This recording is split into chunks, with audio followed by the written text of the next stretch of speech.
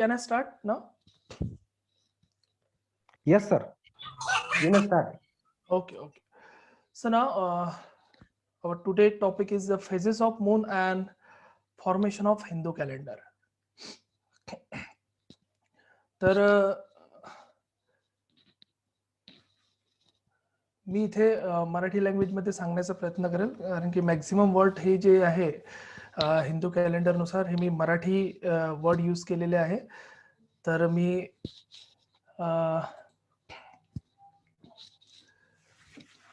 तर phases of moon and formation of Hindu calendar. Phases of moon म्हणजे काय, की चंद्राच्या कला आपण म्हणतो, आणि त्या चंद्राच्या कलावरून हिंदू कॅलेंडर कसं तयार झालं हा आपला नेमकाचा टॉपिक आहे. ओके, तर फेजेस ऑफ मून त्याला आपण चंद्रकला असं म्हणत आहोत. ठीक आहे.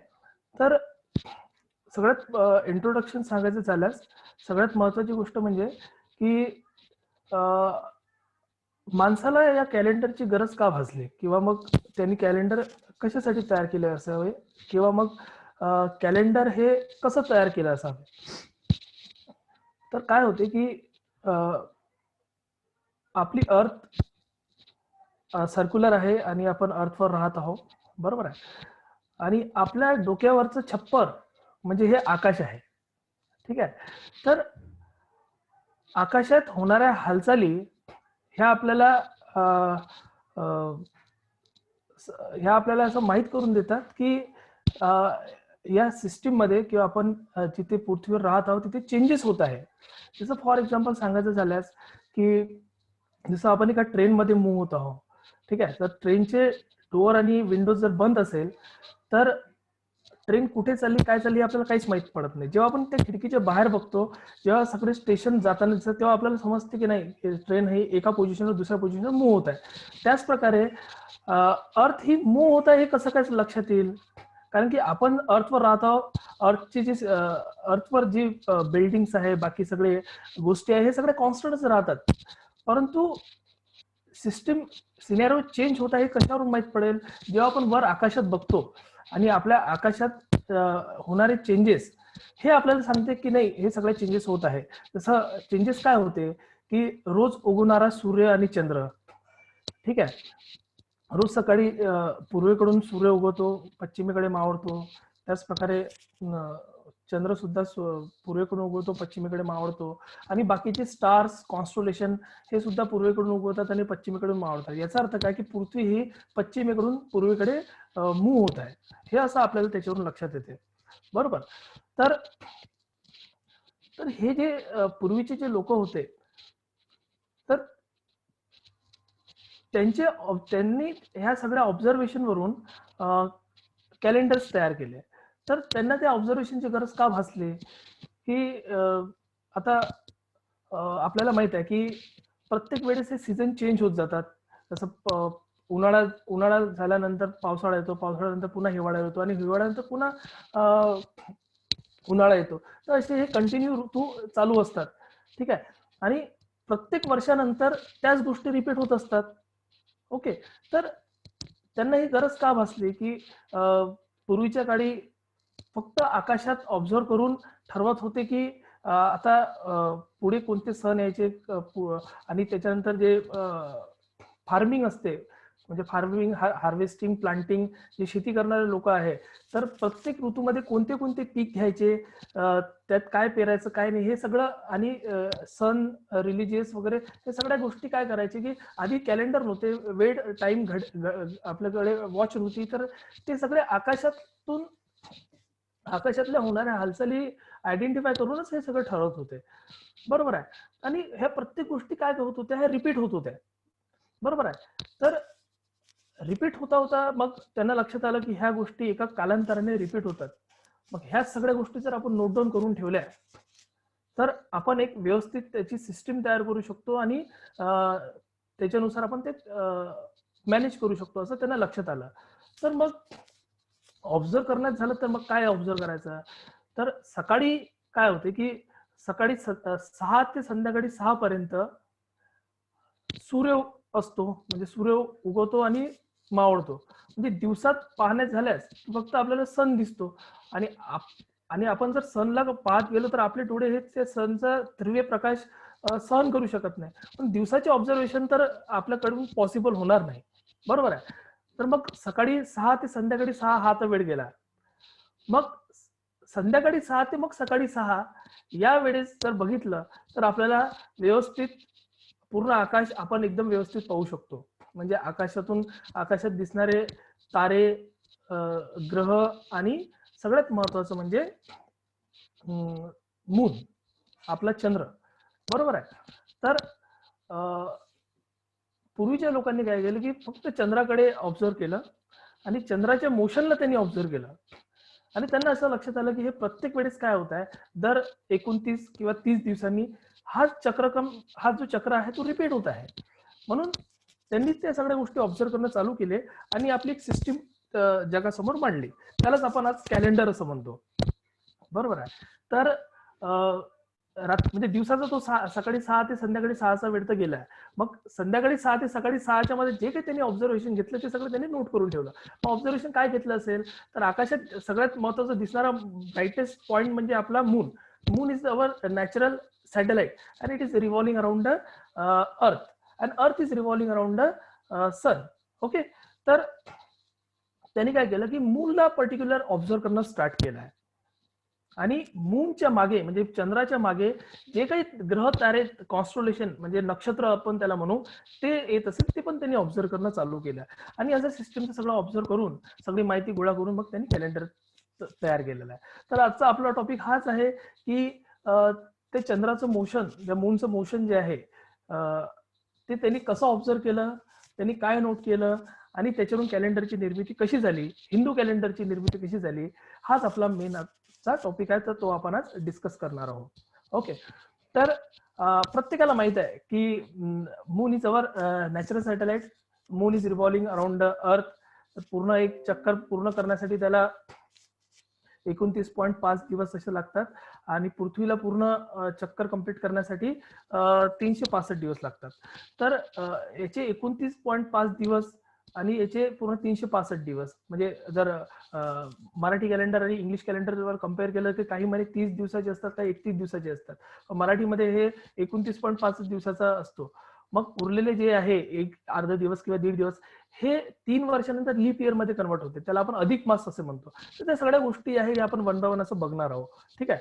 तर इथे जर आपण बघितलं तर बघा इथे मून हा अर्थच्या अराउंड रिव्हॉल्व होतो आणि अर्थ ही सनच्या अराउंड रिव्हॉल्व होते, हे आपल्याला माहित आहे. आणि मून ऑर्बिट जो आहे तो जर अर्थचा ऑर्बिट कन्सिडर केला तर अर्थ आणि मून मध्ये 5 डिग्रीचा फरक पडतो. ठीक आहे.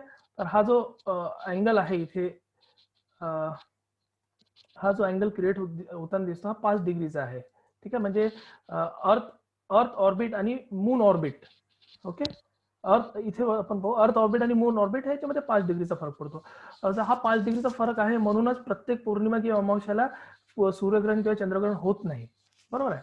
तर तो सूर्यग्रहण चंद्रग्रहण हा आपला पार्ट नाही आहे. आपण मेन फोकस हा चंद्राची कला म्हणजे फेजेस ऑफ मून वरच कॉन्सन्ट्रेट करणार आहोत. ओके. तर ही तर गोष्ट आता आपल्या लक्षात आली की moon is revolving around the अर्थ.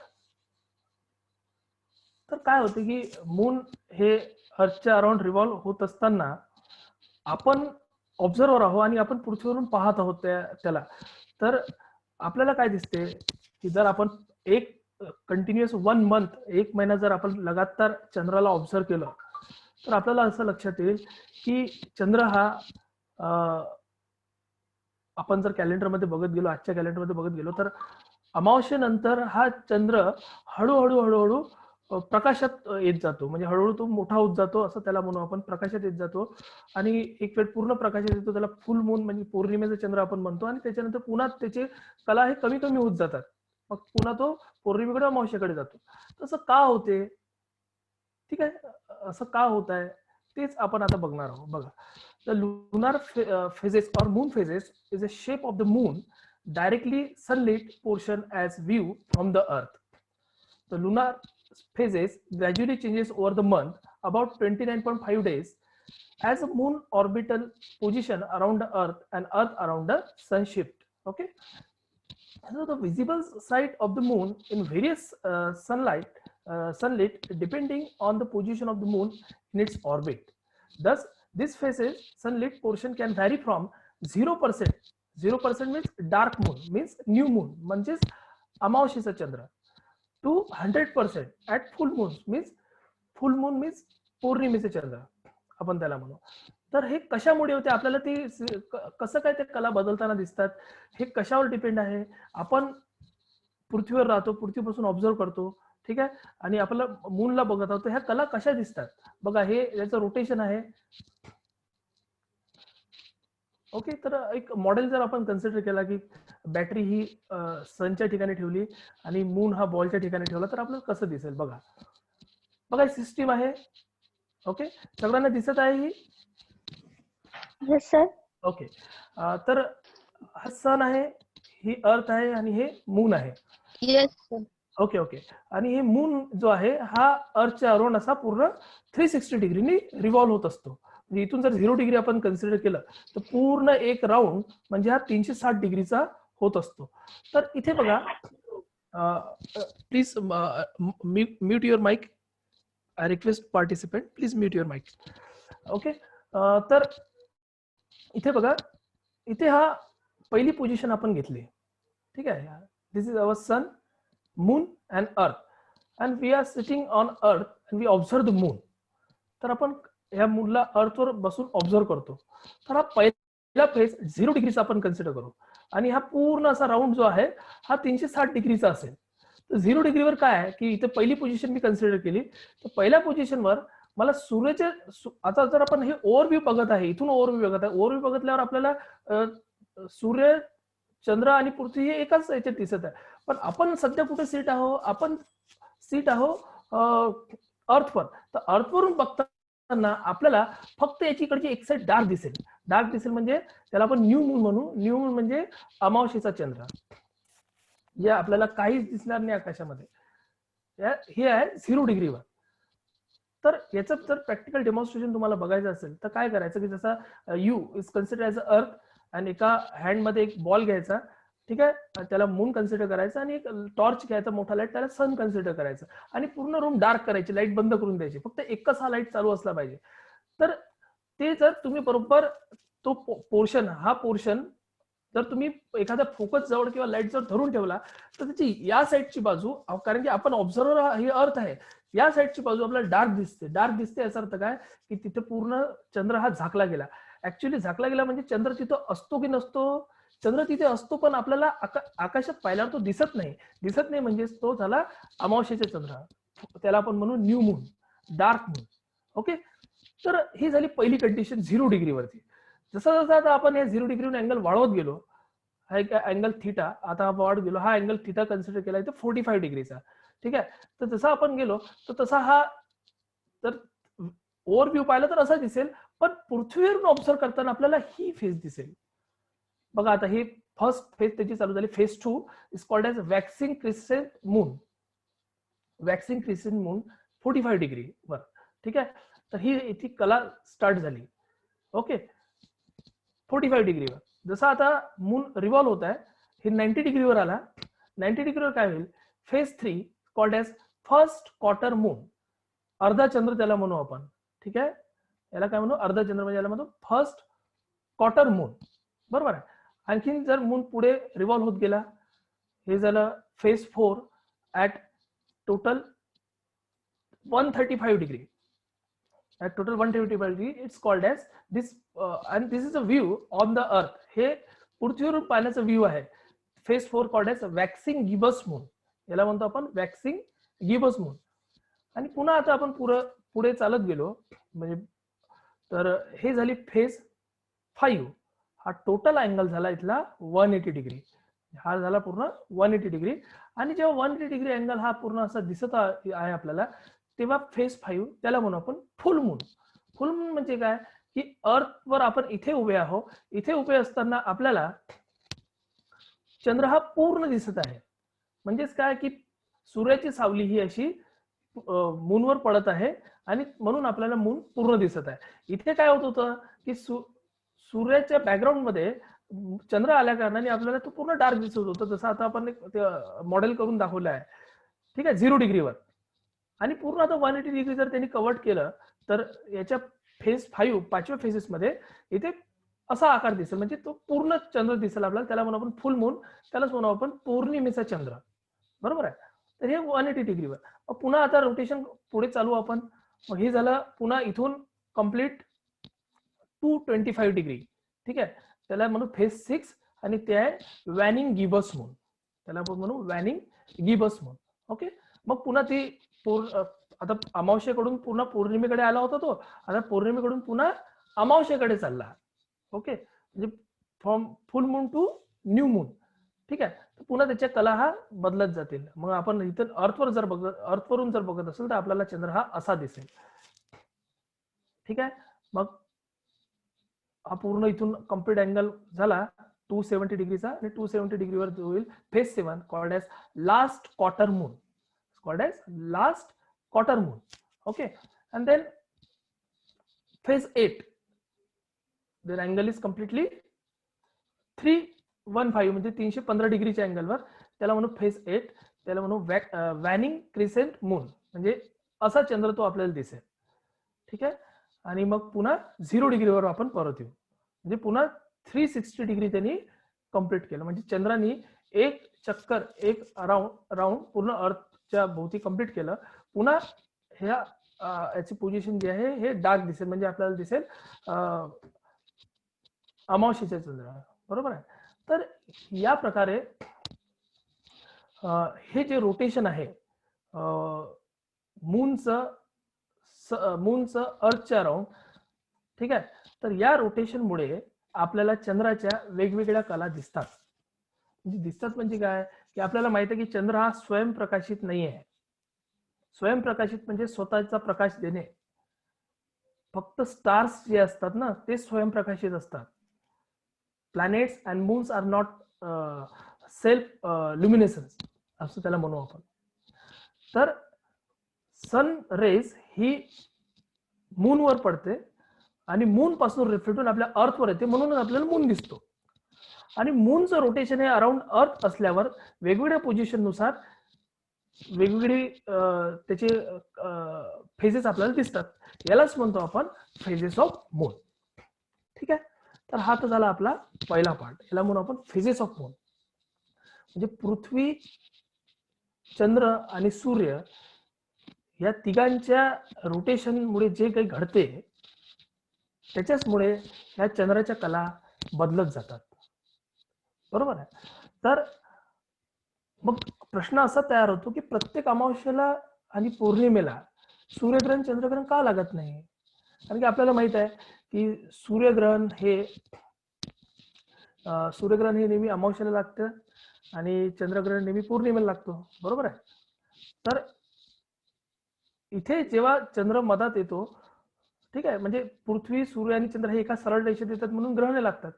परंतु आपण सुरुवातीच्या स्लाइडला वर बघितलं आहे की जो प्लेन आहे पृथ्वी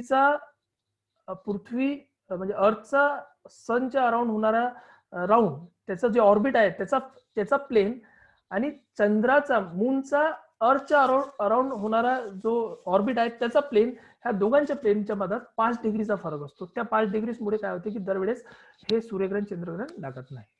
ओके. तर या पार्टला आपण, हा झाला आपला पहिला पार्ट. तर याला म्हणू आपण फेजेस ऑफ मून किंवा चंद्राच्या कला. तर ह्या अशा चंद्राच्या कला आपल्याला दिसतात. तर तुम्हाला काही अडचण असेल तर एका कागदावर लिहून ठेवा. आपलं सगळं लेक्चर झाल्यावर आपण शेवटी त्या प्रश्न घेऊ, बरोबर आहे. तर हा आपला झाला पहिला पार्ट. आता या पहिल्या पार्टवरूनच आपलं रिलेटेड आहे दुसरा पार्ट. त्या दुसऱ्या पार्टला म्हटलेलं आहे formation of Hindu calendar from the moon. म्हणजे मून वरून ऑब्झर्व करून आपण हे कॅलेंडर तयार केलं, ठीक आहे. तर कसं काय मूनला ऑब्झर्व केलं की दर महिन्याला म्हणजे 29.5 दिवसाला झाल्यानंतर प्रत्येक गोष्ट रिपीट होत आहे, बरोबर आहे. मग अशी गोष्ट रिपीट होत आहे आणि ते रिपिटेशन कसं येत आहे हेच आपल्याला बघायचं आहे आता. म्हणजे 1 तारखेपासून तर 15 तारखेपर्यंत पौर्णिमे धरली, जर 15 तारखेनंतर पुन्हा 30 तारखेपर्यंत अमावस्या धरली. ठीक आहे. तर new moon to full moon to then new moon is near about the 30 days. 29.5 is near about the 30 days. तर 30 दिवसाचा कालचक्र असतो, बरोबर आहे. आणि मग 30 दिवसाचे 12 महिने होतात. मग ते 12 महिने कसे कन्सिडर केले आता ते आपल्याला बघायचं आहे. ठीक आहे. तर आता आपण बघू की पुढे आता फेजेस ऑफ मून तर झालं आहे. चंद्राची कला हे तुम्हाला लक्षात आलेली आहे. न्यू मून पासून फुल मून वर जाताना त्याच्यात वेगवेगळ्या कला आपण पाहिल्या आणि पुन्हा फुल मून पासून म्हणजे पौर्णिमेच्या चंद्रापासून अमावस्येच्या चंद्रापर्यंत जाताना पुन्हा त्याच्या वेगवेगळ्या कला कशा दिसतात ते आपण बघितलेलं आहे. ठीक आहे. तर हे त्याच्या फेजेस आहे. टोटल 8 फेजेस आपण म्हणू. New moon, waxing crescent, first quarter और half moon, waxing gibbous, then waxing crescent, last quarter और half moon, waning gibbous and then full moon. Okay. तर अशा त्या 8 कला आपण बघतो. वन हे this sequence and then this sequence. ठीक आहे. तर हे जर ओव्हरव्ह्यू पाहिला तर हे असं दिसतो. म्हणजे हा ओव्हरव्ह्यू आहे आणि हे जे व्ह्यू आहे आउटर ऑर्बिट हा अर्थवरचा व्ह्यू आहे. म्हणजे अर्थवर तुम्ही बसले आहात आणि अर्थवरून तुम्ही पाहत आहे. अर्थवरून पाहताना तुम्हाला असं दिसेल. ठीक आहे. आणि ओव्हरव्ह्यू पाहताना तुम्हाला असं दिसेल. ठीक आहे. तर न्यू मून नंतर waxing crescent, then first half moon, then waxing gibbous, then full moon, waxing gibbous, then first quarter and waxing crescent. ठीक आहे. तसं वॅक्सिंग आणि वॅनिंग असं ह्या 2 गोष्टी होतात. म्हणजे अमावस्येपासून पौर्णिमेवरून जाताना होते वॅनिंग आणि पौर्णिमेपासून अमावस्येपर्यंत येताना होते वॅक्सिंग. ठीक आहे. तर असं हे याला आपण फेजेस ऑफ मून म्हणू. तर बघा हे अशा first, second, third, fourth, 7, then 14, 14 पूर्ण 28 दिवसाचा हा कॅलेंडर जर आपण पकडला तर 14 दिवस त्याच्यापासून डायरेक्ट इथे लिहिल्या इथे न्यू मून पासून डायरेक्ट इथे फुल मून. या दोघांच्या मधात 15 दिवसाचा फरक, 14 किंवा 15 दिवसाचा फरक असतो. ठीक आहे. तर हे बघा हे सुद्धा कॅलेंडर नुसार दिलेलं आहे. या प्रकारे असे फेजेस आपण चंद्राच्या कला पाहू शकतो. ठीक आहे. तर आता हिंदू कॅलेंडर बद्दल आपण बघू. Hindu calendar is based on lunar month corresponding to the phases of the moon. In 1 year, there are 12 months of 29.5 days, counting for a total of 354 days. आता तुम्ही म्हणाल की सर इंग्रजी कॅलेंडर मध्ये तर 365 दिवस असतात. हे 354 दिवस मराठी कॅलेंडरनुसार का, म्हणजे हिंदू कॅलेंडरनुसार का? तर हे 29.5 दिवस असल्या कारणाने हे 354 दिवस असतात. आणि उरलेला जो फरक 11 दिवसाचा आहे, असे 11 3 वर्षानंतर मग पुन्हा लीप इयर त्याला म्हणतो आपण अधिक मास. ठीक आहे. तर त्याच्यामुळे काय होते की तो अधिक मास 3 वर्षानंतर पुन्हा येतो, तो भरून काढण्यासाठी. म्हणजे सूर्य आणि चंद्र हे जे कॅलेंडर आहे इंग्लिश कॅलेंडर हे सूर्यावरून घेतलेलं आहे आणि चंद्रावरून हे हिंदू कॅलेंडर घेतलं आहे. म्हणून त्याच्या मधातलं जे 11 दिवसाच्या प्रत्येक वर्षामध्ये फरक असतो, जो 3 वर्षानंतर तो भरून काढण्यासाठी आपण अधिक मास त्याच्यामध्ये इन्क्लूड करतो. ते बघू आता पुढे आपण. ठीक आहे. So this is a Hindu calendar based on the lunar month. Okay. So the year starting with the Makar Sankranti, the sun enters into the Capricorn, is divided into 2 halves and 6 seasons. So there are various ways to recognize the new year. Most common is the day after the new moon in the month of Chaitra. ठीक आहे. तर आपल्याला माहिती आहे की सगळ्यांना चैत्र महिना हा सुरुवातीचा महिना असतो. ओके. तर काय होते बघा इथे आपल्याला माहित आहे की न्यू मून म्हणजे आता पक्का आपल्या माइंड मध्ये झालं की न्यू मून हे आपण अमावस्याला म्हणतो, पौर्णिमेला फुल मून म्हणतो.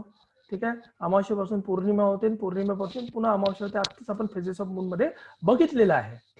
So each month is divided into the 2 cycle.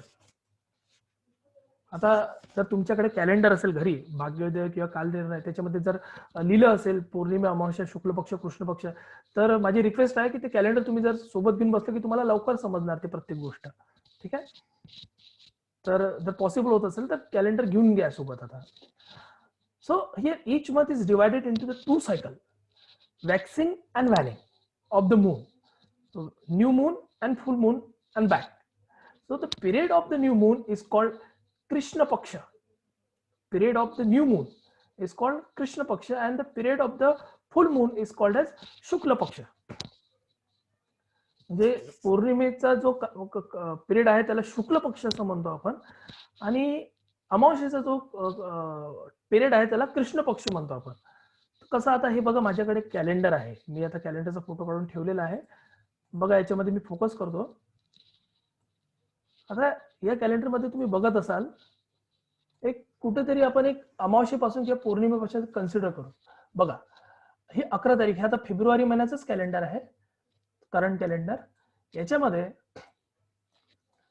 ही 11 तारीख ही अमावस्येची येते, पौष कृष्ण पक्ष 30. आता हे पौष काय, ते श्रावण काय, हे आता थोड्या वेळानंतर आपण पाहणार आहोत.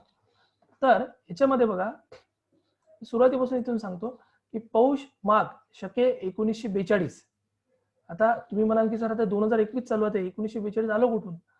तर हे जे आहे ना, द बिगिनिंग ऑफ द शक era is now widely equated to the Asian of King Chashastana in 78 CE. आता तुम्हाला माहिती आहे की इंग्लिश कॅलेंडर हे येशू ख्रिस्ताच्या जन्मानंतर आपण कन्सिडर करतो. 1 तारीख 111 हे जे आहे हे येशू ख्रिस्ताच्या जन्मानंतर, म्हणजे आपण म्हणू की आफ्टर क्रिस्ट. ठीक आहे, कॉमन इरा त्याला म्हणू किंवा एडी एनो डोमिनी म्हणू.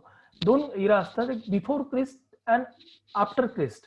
बिफोर क्रिस्ट म्हणजे येशू ख्रिस्ताच्या जन्माच्या अगोदर, त्याला बीसी म्हणतो आपण, आणि आफ्टर क्रिस्ट म्हणजे त्याला एडी म्हणतो, एनो डोमिनी किंवा मग सीई म्हणतो, कॉमन इरा. ठीक आहे, तर हे 78 तिथून हे कन्सिडर करण्यात आलं.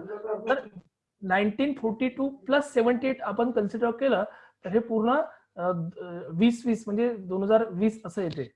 तर येशू ख्रिस्ताच्या जन्मापासून पाहिला आपण तर ते इंग्लिश कॅलेंडर झालं, आणि हे 1942 म्हणजे काय की हे या राजाच्या जन्मापासून ते कन्सिडर करण्यात आलं. तर प्रत्येक कॅलेंडरवर वेगवेगळं असते, काही शिवराज असंही त्याच्यामध्ये असते, शिवाजी महाराजांच्या जन्मापासूनच काही घेतलेले, असं वेगवेगळे कॅलेंडरनुसार वेगवेगळं ते असते. तर आपण हे एक महत्वाचं पॉईंट समजून घेतलं की 1942 याच्यामध्ये काय फरक आहे. ठीक आहे, 1942 आणि 2021. तर महत्वाचा पार्ट आपला हा मी सांगत होतो आता की कृष्ण पक्ष शुक्ल पक्ष. तर बघा इथे याच महिन्याचा कॅलेंडर आहे, इथे कृष्ण पक्ष 30 म्हणजे अमावस्या दिसत आहे तुम्हाला, आणि त्याच्यानंतर लगेच शुक्ल पक्ष 1 चालू होतो इथे, है ना. तर शुक्ल पक्ष 1 म्हणजे काय की अमावस्येकडून जेव्हा चंद्र पौर्णिमेकडे जातो, अमावस्येकडून जेव्हा चंद्र हा पौर्णिमेकडे जातो तेव्हा शुक्ल पक्ष चालू होते. आता अमावस्या काय, पौर्णिमा काय, न्यू मून काय, फुल मून काय, आत्ताच थोड्या वेळा अगोदर आपण बघितलेलं आहे की चंद्राच्या कला हे कशा होतात. मून हा अर्थच्या अराउंड रिव्हॉल्व होत असतो, त्याच्या रोटेशनमुळे आपल्याला जर अर्थवरून बघितलं त्याच्या वेगवेगळ्या कला दिसतात. ठीक आहे, आणि हे प्रत्येक 29.5 दिवसांना रिपीट होत जाते, बरोबर आहे. तर असं दर महिन्याला रिपीट होते. तर तेच रिपिटेशन त्यांनी एका कॅलेंडरवर घेतलं आहे. तर कसं बघा, इथे बघा 11 तारखेला कृष्ण पक्ष 30 इथे म्हणजे अमावस्या, त्याच्यानंतर बघा लगेच शुक्ल पक्ष 1 चालू होत आहे. आणि कन्सिडर करा ते शुक्ल पक्ष 1 म्हणजे बघ अशा फेजेस चालू झाल्या, म्हणजे अमावस्याकडून पौर्णिमेकडे चंद्र चालला, म्हणजे न्यू मून पासून फुल मून कडे चालला, त्याचे कला वाढत जात आहे, बरोबर आहे. म्हणजे शुक्ल पक्ष 1, शुक्ल पक्ष 2, 3, 4 असं तुम्ही पाहत गेले तर बघा इथे शुक्ल पक्ष 7, 8, 9, 10, 11, 12, 13, 14, 15 है ना. म्हणजे आता 29.5 म्हटलं तर इथे 14 दिवसानंतरच हे काय येत आहे, इथे पौर्णिमा येत आहे. इथे शुक्ल पक्ष 14 आणि ते इकडे मग शुक्ल पक्ष 15, इथे पूर्ण हे शुक्ल पक्ष संपलं. मग पुन्हा आता शुक्ल पक्षापासून तर आता कृष्ण पक्षाकडे आपल्याला जायचं आहे. तर इथे मग पौर्णिमेकडून जेव्हा आपण अमावस्याकडे जाऊ तेव्हा चालू होते कृष्ण पक्ष. आता कृष्ण म्हणजे सावळा आपण म्हणतो, जसं हिंदू धर्मामध्ये कृष्णाचा कलर सावळा काळा असतो, सावळा असतो, म्हणूनच की मून हा पूर्ण व्हाईट याच्याकडून ब्लॅक याच्याकडे चालला, म्हणजे डार्क फुल मून कडून न्यू मून कडे चालला, म्हणून त्याला आपण म्हणतो कृष्ण पक्ष. तर तिथून चालू होतो कृष्ण पक्ष 1, म्हणजे पौर्णिमा झाली की त्याच्यानंतर चालू होतो कृष्ण पक्ष 1. असं पुन्हा 14, 14.5, 15 दिवसाचा राहील. ठीक आहे, तुमच्याकडे कॅलेंडर असेल तर तुम्ही बघू शकता त्याच्यामध्ये. ठीक आहे, तर इथे बघा, हा जर मागच्या महिन्यात कंटिन्यू करत गेलो आपण तर हे 4, 5, 6 हे असं कुठपर्यंत आलं आहे, 30 पर्यंत आलेलं आहे इकडच्या महिन्यात, म्हणजे पौष कृष्ण पक्ष. ठीक आहे, तर महत्वाचं इथं तुम्ही लक्ष द्या की शुक्ल पक्ष आणि कृष्ण पक्ष हे तुम्हाला कॅलेंडरवरून लक्षात आलं. म्हणजे 15-15 दिवसाचे जे टप्पे पाडले आहे प्रत्येक महिन्याला, हे ते चंद्राच्या कलावरून आपण पाडलेले आहे. म्हणजे कृष्ण पक्ष 1 ते 15 हे पूर्ण अमावस्याचे, म्हणजे शुक्ल पक्ष 1 ते शुक्ल पक्ष 15 हे पूर्ण अमावस्येपासून तर पौर्णिमेपर्यंतचा कालखंड, आणि मग त्याच्यानंतर कृष्ण पक्ष 1 ते कृष्ण पक्ष 15 हे पौर्णिमेकडून अमावस्याकडेचा पूर्ण कालखंड. तर पौर्णिमा, अमावस्या टू पौर्णिमा, पौर्णिमा टू अमावस्या असे 15-15 दिवसाचा कालखंडच म्हणजे त्याच्यामध्ये आपण तो त्याला शुक्ल पक्ष कृष्ण पक्ष म्हणू. तर कॅलेंडरवरचा तर हा पार्ट तुमचा क्लिअर झाला असेल. आता प्रत्येक महिन्याला जर तुम्ही कॅलेंडर बघत गेलं तुम्हाला हेच दिसेल, 15-15 दिवसाला रिपिटेशन दिसेल की कृष्ण पक्ष 1 ते 15, शुक्ल पक्ष 1 ते 15. तर ही कॅलेंडरची ही पॉईंट, हे एक पॉईंट आणि हे कृष्ण पक्ष शुक्ल पक्षाचा हे तुमचा क्लिअर झालेला आहे. ठीक आहे, हे सगळं ऑब्झर्व करतो आपण चंद्राच्या कलावरून. आता याच्यामध्ये महत्वाचा पॉइंट येतो की हे कुठून आलं, आता पौष माघ है ना. म्हणजे आता इथून जर तुम्ही बघितलं, पौष कृष्ण पक्ष 30 इथे संपला आणि लगेच माघ शुक्ल पक्ष 1 चालू झाला. मग पुन्हा माघ असं हे पूर्ण कंटिन्यू आहे कुठपर्यंत, इथपर्यंत है ना. पूर्ण माघ महिना आणि पौष महिना हा पूर्ण तिथून कंटिन्यू करत इथपर्यंत आला. म्हणजे 30 दिवसाचा हा पूर्ण माघ पौष महिना होता आणि 30 दिवसाचा पूर्ण याच्या समोरीच मार्च मध्ये पण हा माघ महिना राहील. बरोबर आहे. मग आता हे तुमच्या डोक्यात प्रश्न आला असेल की हे सर हे कुठून येतात, हे पौष माघ फाल्गुन हे कसे काय आले, याच्यावर कसे काय आले. आता आपल्याला माहित आहे की चंद्र हा अर्थच्या बरोबर रिव्हॉल्व होत आहे आणि 30 दिवस 29.5 दिवसात पूर्ण एक चक्कर आपला पूर्ण करत आहे. तो पूर्ण करत असताना चंद्र बघितलाच जात होता, पण चंद्राच्या बॅकग्राऊंड मध्ये कोणते स्टार आहे, कोणते नक्षत्र आहे. बघा, नक्षत्र कशाला म्हणू आपण, एक सिंगल स्टार, या कॉन्स्टलेशन कशाला म्हणू आपण, नक्षत्र किंवा कॉन्स्टलेशन कशाला म्हणू की 2 किंवा 2 पेक्षा जास्त ताऱ्यांचा समूह जर बनला त्याला आपण नक्षत्र किंवा कॉन्स्टलेशन असं म्हणतो. तर आकाशामध्ये जर पाहत असताना मून हा प्रत्येक दिवसाला वेगवेगळ्या त्या ताऱ्याच्या जवळून पास होत असतो आणि त्याच ताऱ्याला त्यांनी ऑब्झर्व केलेलं आहे की आज चंद्र हा कोणत्या ताऱ्याजवळ आहे, उद्या चंद्र कोणत्या ताऱ्याजवळ आहे, परवा चंद्र कोणत्या ताऱ्याजवळ आहे. हे कसं त्यांनी ऑब्झर्व केलं बघा. इथे बघा, हे सगळे कॉन्स्टलेशन आहे. हे बघा, आपण हे दिसत आहे सगळ्यांना, माझी स्क्रीन व्यवस्थित दिसत आहे. Yes sir. Okay okay okay okay, Yes, sir. Mute your mic. Okay, तर बघा इथे हे आपल्या इक्विटोरियल प्लेन पासून जाणाऱ्या, आपल्याला सगळ्यांना माहिती आहे की 12 राशी असतात. ठीक आहे, 12 राशी असतात. तर ह्या 12 राशी म्हणजेच काय की 12 कॉन्स्टलेशन, आणि त्या 12 कॉन्स्टलेशन व्यतिरिक्त सुद्धा बाकीचे कॉन्स्टलेशन असतात. टोटल असे 28 कॉन्स्टलेशन असतात. परंतु चंद्र आणि सूर्य ज्या मार्गाने भ्रमण करतात आकाशामध्ये, त्या मार्गावर जे येणारे कॉन्स्टलेशन आहे त्यालाच इथे कन्सिडर केल्या गेलेलं आहे. म्हणजे जेवढे काही नक्षत्र आहे ते 88 नक्षत्र आहे पूर्ण आकाशात.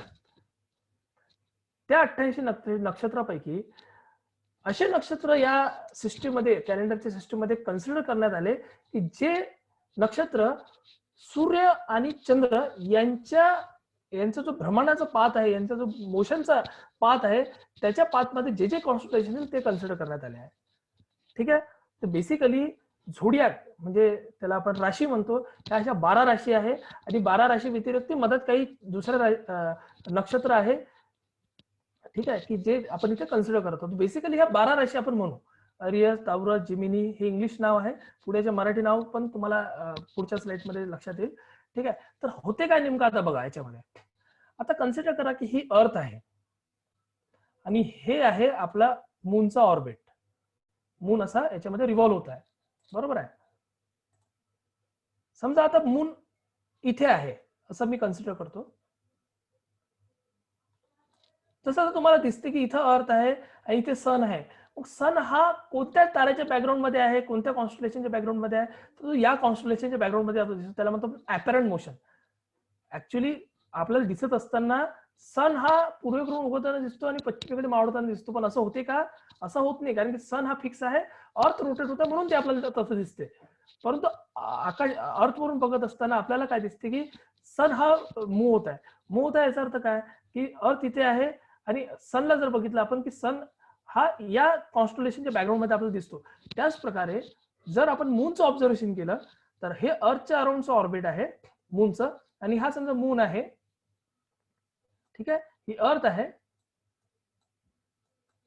तर सध्या अर्थ वरून जर तुम्ही ऑब्झर्व करत असाल तर तुम्हाला मून हा कोणत्या कॉन्स्टलेशनच्या बॅकग्राऊंड मध्ये दिसेल? तो बरोबर इथून मी लाईन काढतो तर या कॉन्स्टलेशनच्या बॅकग्राऊंड मध्ये तो असं दिसेल आपल्याला, म्हणजे लिओ म्हणजे सिंह रास झाली, बरोबर आहे. जर तो मून जर इथे आला तर तो या कॉन्स्टलेशनच्या बॅकग्राऊंड मध्ये दिसेल. इथे असला तर या कॉन्स्टलेशनच्या बॅकग्राऊंड मध्ये दिसेल. इथे असला तर या पॉइंटवर सरळ इथून लाईन ओढा, है ना. तर असं काय होते की मून जसा जसा रोटेट होतो तसा तो प्रत्येक कॉन्स्टलेशनच्या बॅकग्राऊंड मधून तो मूव्ह होत असतो. तसे 27, 28, 29 दिवस ज्या ज्या कॉन्स्टलेशनच्या बॅकग्राऊंड मधून मूव्ह होईल तिथे कॉन्स्टलेशन त्यांनी नोट डाऊन करून ठेवले. कशासोबत? फेजेस ऑफ, म्हणजे त्याच्या कलासोबत, ठीक आहे. तर हा पॉइंट एक तुमचा इथे क्लिअर झाला की मूनचं ऑब्झर्वेशन करत असताना त्यांच्या बॅकग्राऊंड मधले स्टारलाही, कॉन्स्टलेशनला म्हणा किंवा नक्षत्राला त्यांनी नोट करून ठेवलेलं आहे. तर कसं नोट करून ठेवलं आहे आता बघा. हे तुम्हाला आता माहित आहे की हे नक्षत्र हे त्याचे राशी आहे, कॉन्स्टलेशन, ठीक आहे. तर बघा इथे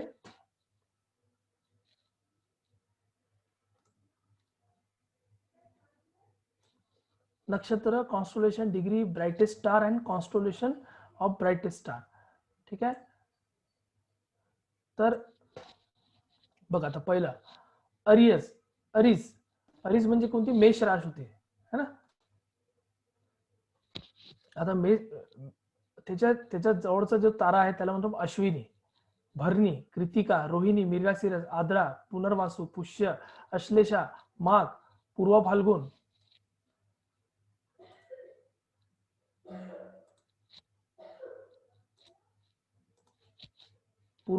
उत्तरा फाल्गुन, हस्ता, चित्रा, स्वाती, विशाखा, अनुराधा, ज्येष्ठा, मूला, पूर्व आषाढ, उत्तर आषाढ, श्रावण, धनिष्ठा, सबदिष्ठा, पूर्व भाद्रपद, उत्तर भाद्रपद आणि रेवती, असे 27 नक्षत्रामधून तो सन हा पास होईल.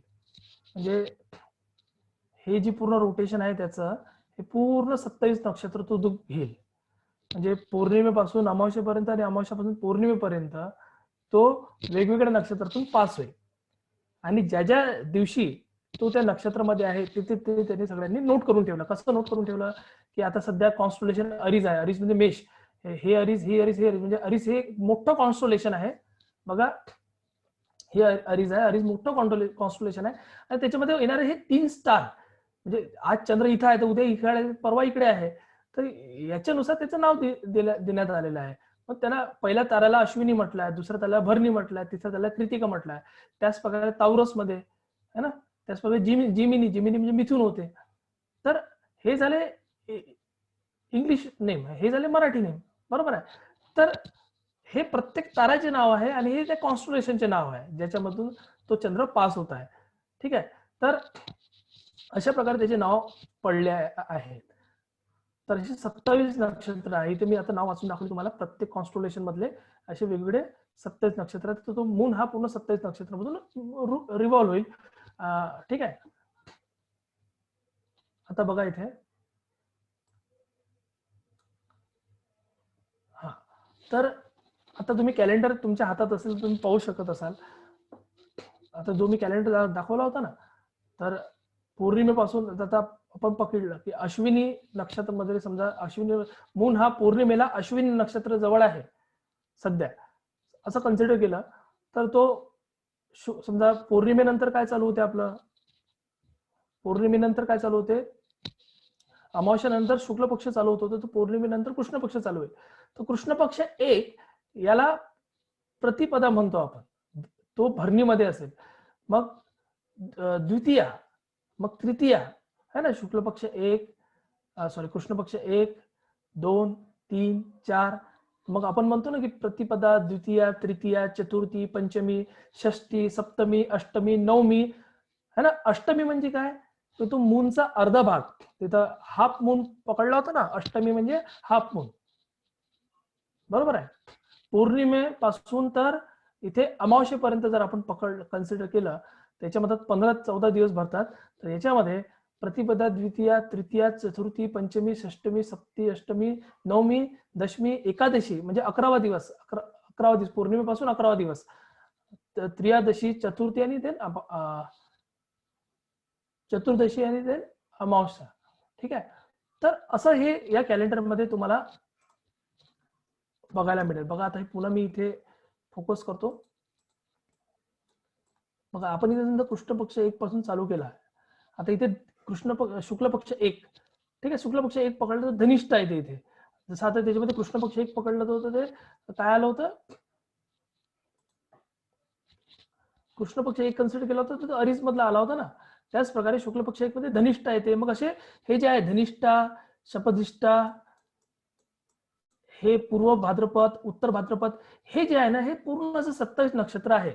म्हणजे त्या मूनच्या मोशन सोबत शुक्ल पक्ष 1 धनिष्ठा, शुक्ल पक्ष 2 शतभिष्ठा. ठीक आहे. तर अशा त्या प्रत्येक कला ज्या बदलत असतात, ते प्रत्येक कलाला ऑब्झर्व करून, मूनला ऑब्झर्व करून त्या कोणत्या कोणत्या नक्षत्रापासून मूव होत आहे हे याच्यावरून लक्षात येते. तर हा पॉइंट तुमचा इथला क्लिअर झाला असेल. धनिष्ठा, सप्तजिष्ठा हे पूर्ण अशी 27 नक्षत्र आहे, बरोबर आहे. मग आता राहिला पॉइंट हा, तर इथे हे कॉमन दिसत आहे, पौष पूर्ण इथे कॉमन दिसत आहे 30 पर्यंत. ठीक आहे. मग पुन्हा इथे बदलते माघ 1 पासून, तर माघ कृष्ण पक्ष 1 पासून तर पूर्ण शुक्ल पक्ष 30 पर्यंत तुम्हाला हा मागच कॉन्स्टंट दिसेल. ठीक आहे. तर हे असं का येत आहे, इकडची लाईन तर क्लिअर झाली तुमची, हे जे आहे ना 27 नक्षत्र. आता पॉइंट राहिला हा इथला, हे हे हे हे पॉइंट, हे 30 दिवसाचा महिना म्हणजे चैत्र, वैशाख, ज्येष्ठ, आषाढ, हे 30 दिवसाचे कसे काय, 29.5 दिवसाचे कसे काय येऊन राहिले, म्हणजे 354 दिवस 12 महिन्याचे कसे येऊन राहिले. तर काय होईल आता बघा. आता समजा पौर्णिमा ह्या पहिल्या महिन्याला अश्विनी, तेव्हा पहिला काय चालू होतं, आपला चित्रा चालू होतो ना, चैत्र. समजा इथे ही चैत्र महिना चालू आहे, तर चैत्र महिन्याला पौर्णिमेला म्हणजे चंद्र हा त्या पूर्ण 30 दिवसाच्या कालखंडात, शुक्ल पक्ष 1 पासून तर शुक्ल पक्ष 30 तिकडे पूर्ण 30 दिवसाच्या कालखंडाला ज्या दिवशी पौर्णिमा असेल, आणि पौर्णिमेचा पूर्ण चंद्र ज्या नक्षत्रा जवळ असेल त्याच्यावरून त्याचं महिन्याचं नाव पडलेलं आहे. हा सगळ्यात महत्वाचा पॉइंट. म्हणजे तुम्हाला तर लक्षात आलं, फेजेस ऑफ मून वरून आपण काय पाहिलं की शुक्ल पक्ष कृष्ण पक्ष पाहिलं. एका 30 दिवसाच्या कालखंडात एक शुक्ल पक्षाचा आणि एक कृष्ण पक्षाचा येतो. ठीक आहे. तर शुक्ल पक्ष अमावस्येपासून पौर्णिमा येते आणि पौर्णिमेपासून पुन्हा अमावस्या येते, असा 30 दिवसाचा कालखंड तो आपण कन्सिडर केला. तर एका अमावस्येपासून तर दुसऱ्या अमावस्येपर्यंत मधात पौर्णिमा येते. तर ह्या 30 दिवसाच्या कालखंडामध्ये ज्या दिवशी पौर्णिमा असेल आणि पौर्णिमेचा पूर्ण चंद्र फुल मून ज्या नक्षत्राजवळ असेल त्या नक्षत्रावरून त्या महिन्याचं नाव पाडलं गेलेलं आहे.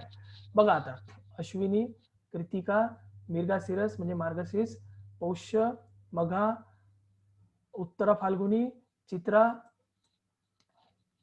बघा आता हे दाखवलं आहे. मेष या राशी जवळ आहे, अश्विनी, वृषभ चंद्र या राशी जवळ आहे, कृतिका है ना. आता हे मार्गशीर्ष ओरियन है ना इथे आहे. मग इथे आहे कर्क राशी आहे तो या ताऱ्याजवळ. ठीक आहे. पौष्य सिंह राशीमध्ये या ताऱ्याजवळ आहे. मग पूर्व फाल्गुन, उत्तर फाल्गुन असे जे मोठमोठाले कॉन्स्टलेशन असतात ना त्याचे 3-4 स्टार कन्सिडर करतात. बघा त्या सिंह राशी मधला, हे पूर्ण सिंह राशी आहे, त्या सिंह राशी मधला हे 3 मुख्य स्टार त्यांनी कन्सिडर केले. 10 नंबरचा, 11 नंबर, 12 नंबर. बघा माघ, पूर्वा फाल्गुन आणि उत्तरा फाल्गुन. त्याच प्रकारे इकडे कन्या राशीमध्ये हे चित्रा नक्षत्र म्हणजे पहिला जो आहे. आता म्हणजे आता तुम्ही बघा चैत्र महिना जेव्हा स्टार्ट होईल, चैत्र महिन्यामध्ये तुम्ही आता ऑब्झर्व करा, तुम्हाला लक्षात येईल ते. चैत्र महिन्यामध्ये जेव्हा चैत्र महिन्यात स्टार्ट होईल, चैत्र महिन्याची जी पौर्णिमा असेल, चैत्र महिन्याची जी पौर्णिमा असेल त्या पौर्णिमेला चंद्र हा कोणत्या नक्षत्रामध्ये आहे हे तुम्ही ऑब्झर्व करा. म्हणजे चंद्राच्या बॅकग्राऊंड मध्ये कोणते स्टार आहे हे तुम्ही ऑब्झर्व केलं तर तुम्हाला लक्षात येईल. ते चित्रा नक्षत्र दिसेल तुम्हाला, म्हणजे स्पाइका म्हणजे कन्या रास दिसेल ते. ठीक आहे. आता हे कसं बघायचं, काय बघायचं, दिवसामध्ये ऑब्झर्व कसं, रात्रीमध्ये कसं ऑब्झर्व करायचं, त्यासाठी मी शेवटी या लेक्चरची शेवटी एक ऍप सांगणार आहे तुम्हाला, स्टारबॉक 2 म्हणून. ते आयडेंटिफिकेशनसाठी तुम्हाला कामात येईल. तर बघा या प्रकारे जसं तुला रास आहे, याच्यामध्ये विशाखा आहे, मग ऋषिक नक्षत्र आहे, ऋषिक कॉन्स्टलेशन आहे, याच्यामध्ये ज्येष्ठा हे आहे. तर अशा प्रकारे काय होते की त्या पौर्णिमेचा चंद्र ज्या नक्षत्रामध्ये ज्या ताऱ्याजवळ असतो त्याच्यावरून त्याला नाव पाडलं असते. पुन्हा आता या कॅलेंडरवर आपण येऊ. आता पूर्ण पॉईंट एकदा पुन्हा बघून घेऊ. बघा आता समजा आपण इथून चालू केलं होतं, या दिवसाला शुक्ल पक्ष 1 हे कशाला म्हणू आपण, शुक्ल पक्ष 1 कशाला म्हणू, शुक्ल पक्ष 1 म्हणू आपण की अमावस्येकडून पौर्णिमेकडे चंद्र चालला पहिला दिवस, तिथला पहिला दिवस. ठीक आहे. तर हे माघ कशासाठी, हे माघ आहे ना, बरोबर आहे. हे माघ पासून पहा, माघ शुक्ल पक्ष 1, माघ शुक्ल पक्ष 2. याचा अर्थ काय की माघ शुक्ल पक्ष 1 पासून तर इथे बघा 14 दिवसावर हे माघ शुक्ल पक्ष 14 माघ म्हणजे मिर्गासिरस, याच्यावरती इथे पौर्णिमेचा चंद्र आहे. म्हणजे याचा अर्थ काय की तो या राशीजवळ म्हणजे या कॉन्स्टलेशन जवळ तो असणार आहे. म्हणून तेव्हा त्या दिवसाला त्याचं नाव पाडलेलं आहे. ठीक आहे. तर हे असं या कॅलेंडर बद्दल आपण फेजेस ऑफ मून वरून डिटेल सांगू शकतो.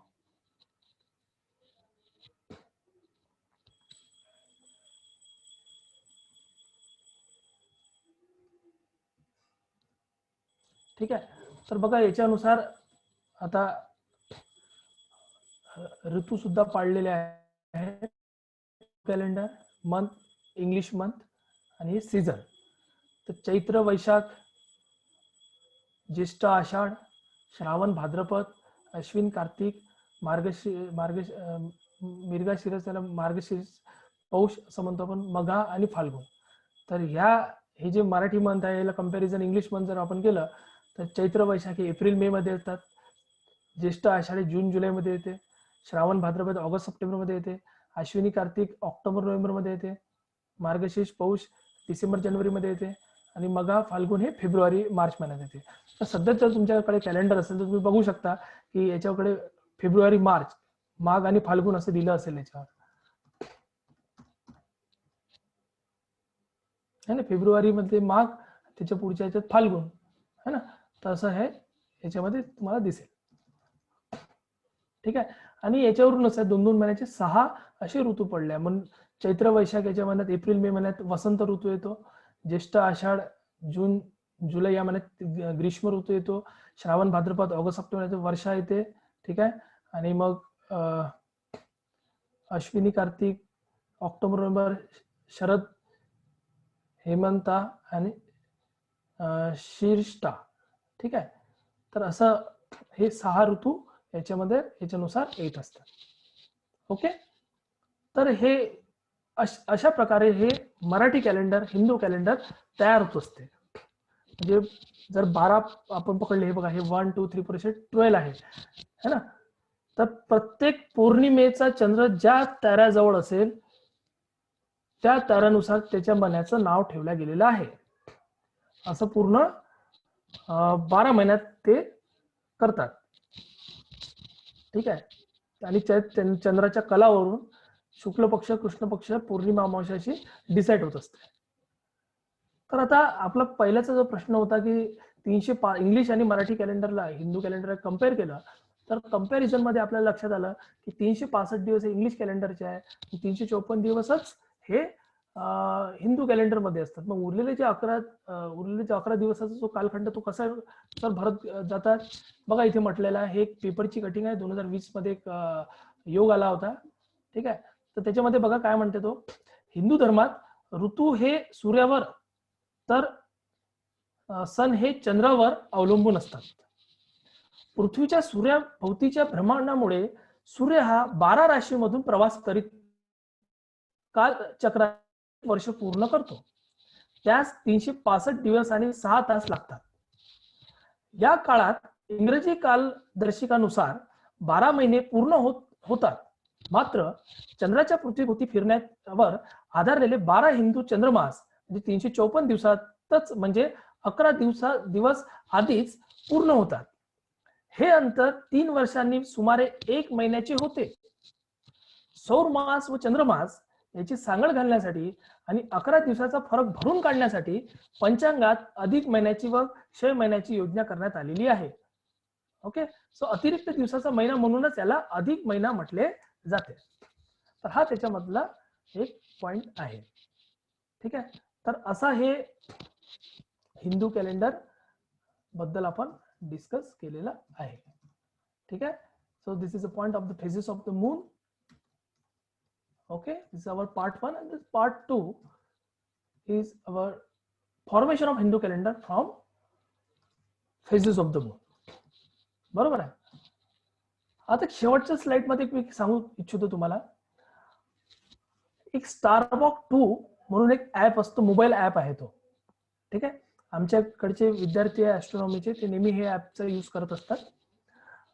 आणि मी इथे तुम्हाला सांगू इच्छितो की हे खूप एक छान ऍप आहे. म्हणजे याला जीपीएस ची गरज पडत नाही. म्हणजे टेलिस्कोप कसं असतं की टेलिस्कोप मधून जर आपण कोणत्या ऑब्जेक्टला ऑब्झर्व करत आहोत आणि समजा आता मून आपल्याला दिसतो म्हणून आपण त्याला ऑब्झर्व करतो, पण एक जनरल माणसाला आकाशात बघत असताना बाकीच्या कॉन्स्टलेशनचे नाव सुद्धा माहित नसतात आणि कोणते ग्रह कुठे आहे हे सुद्धा त्यांना माहित नसतात. आणि आकाशामध्ये पाहिल्यावर ग्रह आणि तारे सारखेच दिसतात. तर ग्रह कोणते, तारे कोणते, कोणत्या ताऱ्याला काय नाव दिलेलं आहे, कसं काय, तर हे लाईव्ह, जसं जीपीएस सिस्टीम आहे कसं आपल्याला अर्थवरची लाईव्ह पोझिशन दाखवते, त्याच प्रकारे हे स्टारबॉक 2 ऍप हे आपल्याला अर्थची लाईव्ह पोझिशन दाखवते. तर जर तुमच्याकडे अँड्रॉइड मोबाईल असेल तर अँड्रॉइड मोबाईल मध्ये प्ले स्टोर मध्ये जर जाऊन तुम्ही टाकलं स्टारबॉक 2, तर नियर अबाउट 72 की 70 MBचा ऍप आहे. हे ऍपला डाउनलोड करायचं आणि खेळायचं त्याच्यासोबत. खूप छान, म्हणजे स्कायची लाईव्ह पोझिशन तुम्हाला दिसून येईल. तर मी डेमो म्हणून तुम्हाला इथे दाखवतो. एक माझा मोबाईल आहे आणि हे माझ्या मोबाईल मधून मी माझी मोबाईलची स्क्रीन लॅपटॉपवर घेऊन मी तुम्हाला दाखवू इच्छितो. ठीक आहे.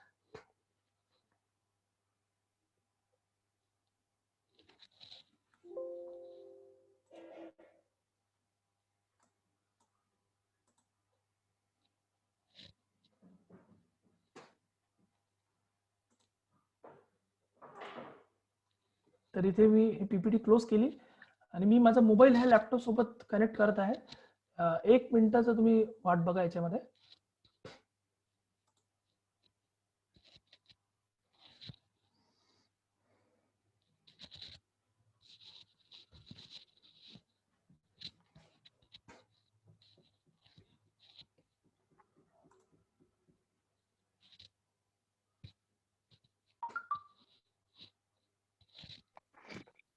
विद्यार्थी मित्रांनो, सरांचा 2 मिनिटं वेळ लागेल.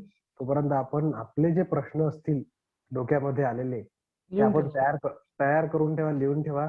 नंतर सरते शेवटी कार्यक्रमाचे आपण ते प्रश्न, तुम्ही हात रेस करायचा, मी तुम्हाला अनम्यूट करेल. पहिले हात रेस करायचा, मी नाव घेईल, मग नंतर तुम्ही अनम्यूट करायचा आणि मग सरांना प्रश्न विचारायचा. आणि दुसरं, कार्यक्रमाच्या शेवटी तुम्हाला 1-2 जणांना तरी आपला फीडबॅक द्यायचा आहे. ठीक आहे. ओके सर, लाईव्ह येत आहेत. ओके सर, ही माझी स्क्रीन दिसत आहे तुम्हाला? हो हो, दिसत आहे सर. ठीक आहे. ही माझ्या मोबाईलची स्क्रीन आहे आणि हो. हे याच्यावर बघा, हा माझा स्टारबॉक 2 ऍप आहे. ठीक आहे. हो. तर हे जर मी ओपन केलं इथे,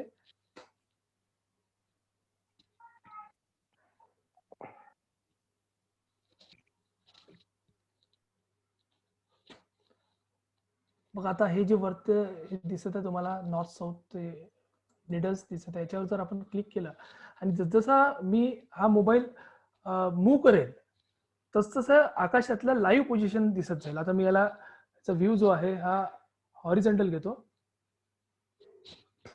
बघा आता तुम्हाला, आता तुम्ही जिथे बसलाय तुम्ही सूर्य सध्या कुठे आहे हे जर पाहिलं, तर मी इकडची माझी पूर्व दिशा आहे, मी पूर्व दिशापासून चालू करतो. जसं तुम्ही मोबाईल मूव्ह करत आहे तसं ते दिसत आहे. आता बघा याच्यामध्ये ही पूर्व दिशा आहे आणि हे जे मी सांगितलं सुरुवातीला की सूर्य आणि चंद्र ज्या मार्गाने भ्रमण करतात त्याला म्हणतो आपण इक्लिप्टिक प्लेन किंवा इक्लिप्टिक ऑर्बिट है ना. तर ही जे डॉटेड लाईन दिसते हे इक्लिप्टिक ऑर्बिट आहे. तर सध्या वाजले आपल्याकडे 1:15 झाले आहे आणि आपल्याला माहिती आहे की 12 वाजता सूर्य हा डोक्यावर येत असतो आणि 12च्या नंतर मग पश्चिमेकडे सरकतो.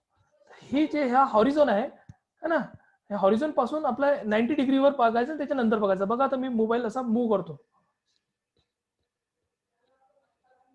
हा बघा इथे तुम्हाला सन दिसलं असेल, ठीक आहे. आणि सन सध्या कुठे आहे, हे जे तयार होतं ना बेटा, हे नक्षत्र आहे आपलं. आणि मी म्हटलं होतं की सूर्य आणि चंद्र ज्या ज्या नक्षत्रामधून, म्हणजे बाकीचे 88 नक्षत्र आहे, पण 88 नक्षत्रापैकी 12 राशी आहे, त्या 12 राशी ह्या इक्लिप्टिक प्लेनवर असतात. बघा आता मी पश्चिमेकडे चाललो. बघा आता तुम्हाला इथे नाव दिसत असेल, मर्क्युरी, सॅटर्न, प्लुटो है ना. इथे हा ज्युपिटर आहे, बरोबर आहे. म्हणजे हे याचे नाव सुद्धा तुम्हाला दिसतात, ग्रहाचे नाव सुद्धा तुम्हाला दिसतात याच्यामध्ये. सध्या हे जे 4 ग्रह आहे हे सूर्याच्या जवळ आहे. चला एक ग्रहाला जर झूम करून आपण बघितलं तर बघा तुम्हाला काय दिसेल. इथे ज्युपिटर आहे बघा. ज्युपिटर आणि सॅटर्न दोन ग्रहाला आपण झूम करून बघू. हा टेलिस्कोप व्ह्यू आहे. जसं तुम्ही टेलिस्कोप मध्ये बघाल तसंच त्याच प्रकारे तो व्ह्यू इथे दिसतो. आणि बाकीचे जे छोटे छोटे डॉट दिसतात तुम्हाला, हे गुरु ग्रहाचे चंद्र आहे, ठीक आहे. त्याच्यानंतर एक सॅटर्न सुद्धा होता इथे, याला एकदा झूम करून बघू आपण.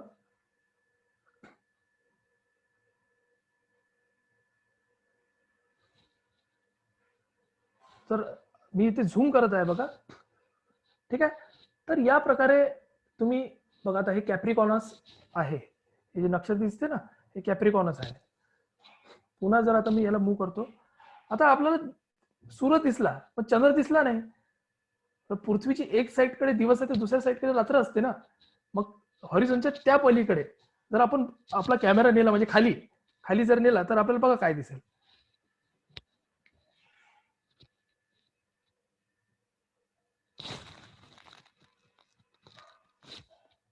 बघा हा चंद्र दिसला इथे तुम्हाला. चंद्र, हा चंद्र आहे. तर हा चंद्र सध्या कॅन्सर, कर्क राशी आणि दुसरीकडे कुठेतरी रास असेल याच्या मधात असेल तो. हे सिंह रास आहे. तर हा खूप एक चांगला ऍप आहे. या ऍपने तुम्ही पूर्ण लाईव्ह पोझिशन, जसं सॅटेलाइट थ्रू जीपीएस सिस्टीम अर्थवर आपण बघतो त्याच प्रकारे हे जे आहे हे लाईव्ह सिस्टीम तुम्ही स्काय साठी यूज करू शकता. यासाठी स्टारवॉक खूप चांगला ऍप आहे, ठीक आहे. तरी तुम्ही तुमच्या मोबाईलमध्ये डाउनलोड करून बघू शकता आणि खूप सारा अभ्यास ऍस्ट्रॉनॉमीचा या ऍप थ्रू तुम्ही करू शकता, ठीक आहे. ओके. तर हे असं या ऍप बद्दल मी सांगितलं. पुन्हा मी इथे आता स्क्रीन ही माझी स्टॉप करतो.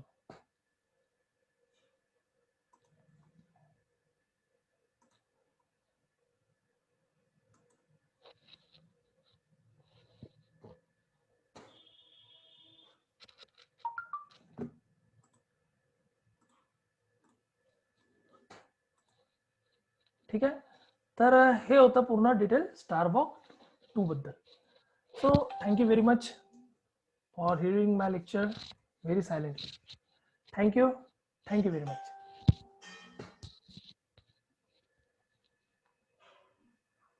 हा, जर कोणाला ओके. प्रश्न असतील तर वन बाय वन तुम्ही विचारू शकता.